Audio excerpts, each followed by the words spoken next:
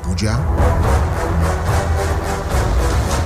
The time is 6 o'clock. Welcome to Citizen FM News at 6. I am Didi Eno. First, the headlines. INEC suspends resident electoral commissioner in Sokoto State. President-elect Bola Tinubu seeks access to presidential election materials. And on the foreign scene, tropical storm kills 10 people in Mozambique. In other detail, the Court of Appeal in Abuja has fixed Wednesday to consider the merit of the application the Independent National Electoral Commission filed to be allowed to reconfigure the bimodal voter accreditation system, BVAS, used for the just concluded elections in Nigeria. After the three-month panel of the court had listened to the parties, Justice Joseph Hai adjourned ruling on the matter until Wednesday. Obi and Labour Party, through their team of lawyers led by Onyechi Beazu, who's a senior advocate of Nigeria, said the essence of the application was to enable them to extract data embedded in the BVAS, which represents the actual results from polling units, and they equally apply to obtain the certified true copy of all the data in the BVAS. Independent National Electoral Commission has suspended the resident electoral commissioner in Sokoto State, Dr. Noura Ali, with immediate effect. The suspension was announced in a letter signed by INEC's Secretary, Rose Olaran Anthony, on Monday, addressed to both the resident electoral commissioner and the administrative secretary in the state. According to the letter, Dr. Noura Ali has been directed to stay away from the Commission's office in Sokoto State until further notice. While the reason for the suspension was not explicitly stated, it was gathered that the decision may be connected to the recent allegations of irregularities in the just concluded elections in the state. The administrative secretary, Hajia Aliyu Kangiwa, has been instructed to take full charge of INEC in Sokoto. Still on election matters, INEC on Tuesday issued certificates of return to winners of the February 25, 2023 senatorial elections in Nigeria. The chairman of INEC, Mahmoud Yakubu, made the presentation at the National Collation Center in Abuja.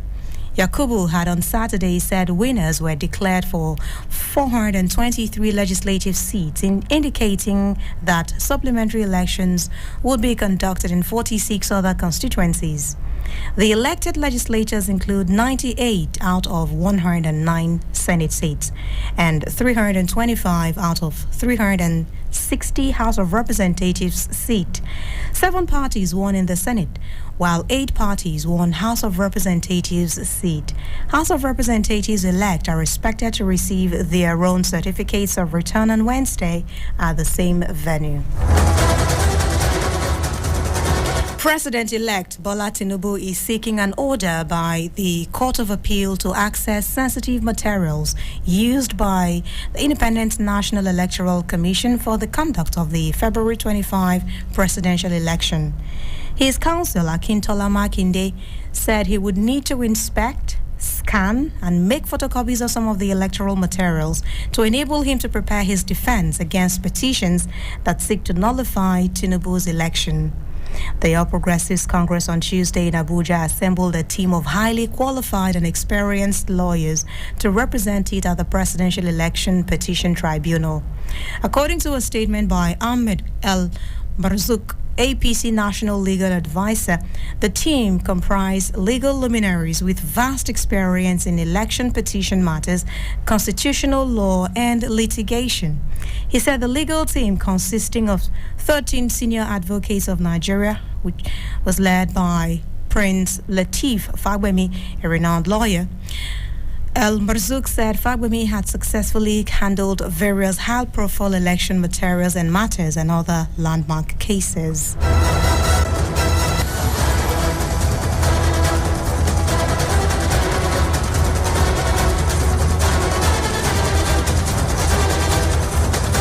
An FCT magistrate court in Wuse 2 has sentenced the factional president of the National Youth Council of Nigeria, Mr. Solomon Adodo, to 18 months imprisonment for forgery.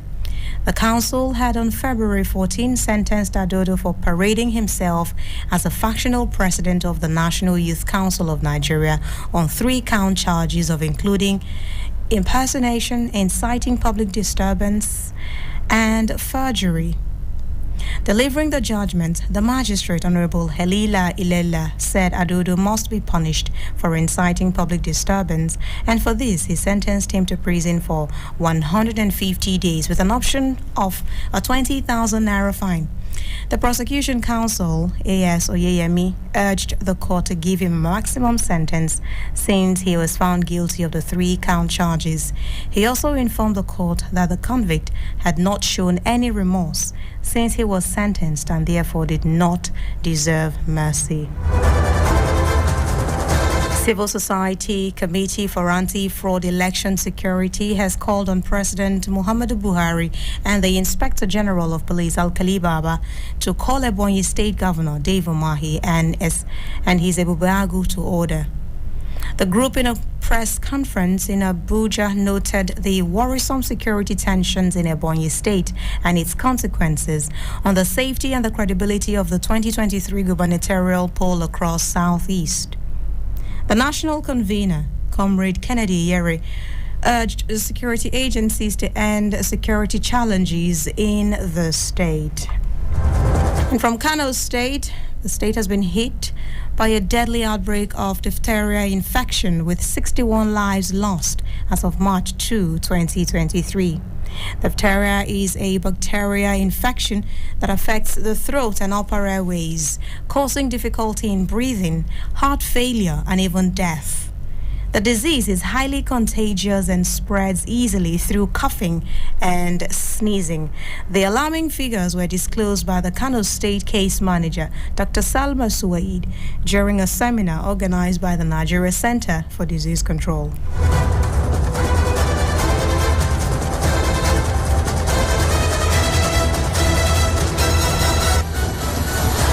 You're listening to Citizen FM 93.7 News at 6. And now to news on the foreign scene.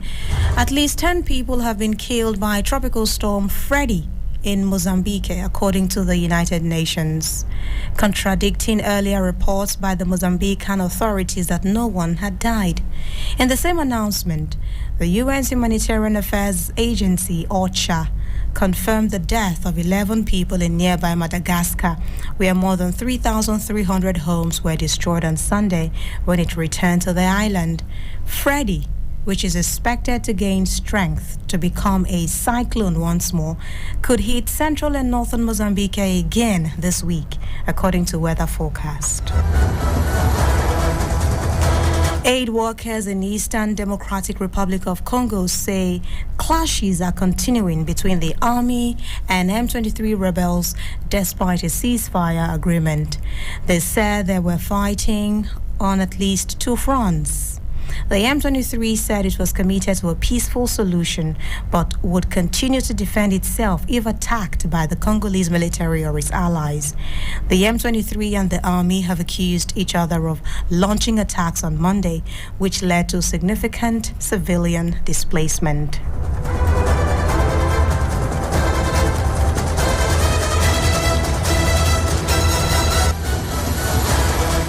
And in sports, UEFA is to refund Liverpool fans who had tickets for the 2022 Champions League final in Paris. It follows a recent independent report that found UEFA bears primary responsibility for the chaotic scenes before the games against Real Madrid.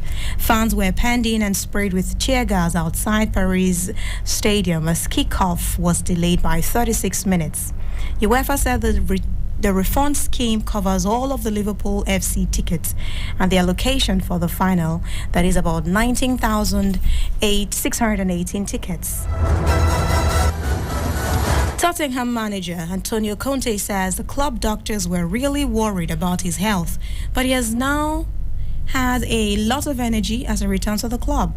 Conte, who is 53, had gallbladder surgery last month and after briefly returning for 2 matches has missed Spurs' past 4 games to recover in Italy. He will be back in the dugout for his side's Champions League last 16 second leg against AC Milan on Wednesday.